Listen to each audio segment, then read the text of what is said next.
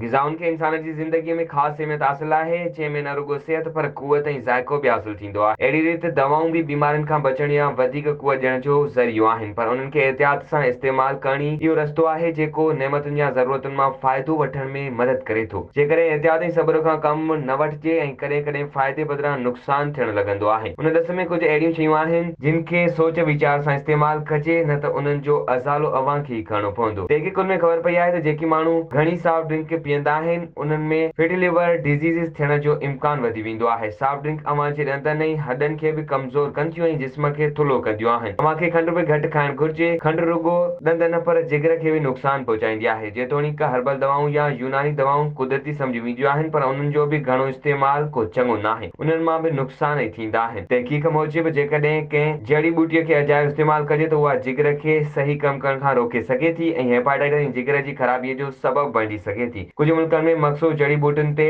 उन लाइ पाबंदी लॻाई वई आहे त उहे पंसार वटां मिली वेंदियूं आहिनि ऐं उन लाइ अव्हां खे हमेशह का दवा वठण लाइ डॉक्टर सां राबितो करणु घुर्जे।